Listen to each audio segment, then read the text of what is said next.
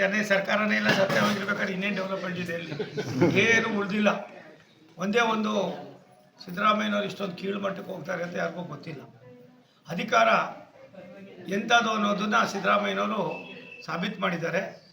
ಅವ್ರಿಗೇನಾದರೂ ಸ್ವಲ್ಪ ಗಾಂಭೀರ್ಯತೆ ಇದ್ದರೆ, ರಾಜಕೀಯ ಇಚ್ಛಾಶಕ್ತಿ ಇದ್ದರೆ, ಇವತ್ತಿನ ವ್ಯವಸ್ಥೆ ಏನಿದೆ ಜನ ನಿಮ್ಗೆ ಕೊಟ್ಟಿದ್ದು ಒಂದು ಮಂತ್ ಕೊಟ್ಟರು ಅಧಿಕಾರ ಮಾಡಿ ಅಂತ ಅಂದ್ಬಿಟ್ಟು ಅವ್ರಿಗೆ ಅವಕಾಶ ಕೊಟ್ಟರು. ಅಧಿಕಾರನ ಇಷ್ಟೊಂದು ದುರುಪಯೋಗ ಪಡಿಸ್ಕೊಂಡು BJPಯವರು 40% ಅಂತ ಇದ್ದರು. ಇವರು 60 ಆಗೋಯ್ತು, 50 ಆಗೋಯ್ತು, ಇದರಿಂದ ಮೇಲೆ ಹೋಗ್ತಾ ಇದೆ. NDA ಸನ್ಮಾನ್ಯ ದೇವೇಗೌಡರು, ಸನ್ಮಾನ್ಯ ನರೇಂದ್ರ ಮೋದಿ ಸಾಹೇಬರು, ಅಮಿತ್ ಶಾ ಅವರು, ನಡ್ಡಾ ಅವರು ಎಲ್ಲರೂ ಒಟ್ಟಿಗೆ ಕೂತ್ಕೊಂಡು ರಾಜ್ಯದ ಪರ್ಯಾಯದ ವ್ಯವಸ್ಥೆಗೆ ಪ್ರಾಯಶಃ ಕಾಲನೇ ಎಲ್ಲಕ್ಕೂ ಕೂಡು ಬರ್ತಾರೆ. ಪರ್ಯಾಯ ವ್ಯವಸ್ಥೆ ಏನು ಸರ್ ಏನಂತ ಅನ್ನೋದು ಮುಂದಿನ ದಿನಗಳಲ್ಲಿ ಗೊತ್ತಾಯ್ತದೆ. ರಾಜ್ಯನೇ ಸರ್ಕಾರನೇ ಇಲ್ಲ ಸತ್ಯವಾಗಿರ್ಬೇಕಾದ್ರೆ ಇನ್ನೇನು ಡೆವಲಪ್ಮೆಂಟ್ ಇದೆ ಇಲ್ಲಿ ಏನು ಉಳಿದಿಲ್ಲ. ಒಂದೇ ಒಂದು ಸಿದ್ದರಾಮಯ್ಯನವರು ಇಷ್ಟೊಂದು ಕೀಳು ಮಟ್ಟಕ್ಕೆ ಹೋಗ್ತಾರೆ ಅಂತ ಯಾರಿಗೂ ಗೊತ್ತಿಲ್ಲ. ಅಧಿಕಾರ ಎಂಥದ್ದು ಅನ್ನೋದನ್ನು ಸಿದ್ದರಾಮಯ್ಯನವರು ಸಾಬೀತು ಮಾಡಿದ್ದಾರೆ.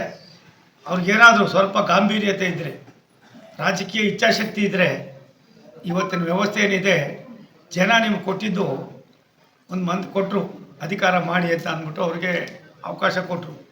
ಅಧಿಕಾರನ ಇಷ್ಟೊಂದು ದುರುಪಯೋಗ ಪಡಿಸ್ಕೊಂಡು BJPಯವರು 40% ಅಂತ ಇದ್ದರು. ಇವರು 60 ಆಗೋಯ್ತು, 50 ಆಗೋಯ್ತು, ಇದರಿಂದ ಮೇಲೆ ಹೋಗ್ತಾ ಇದೆ.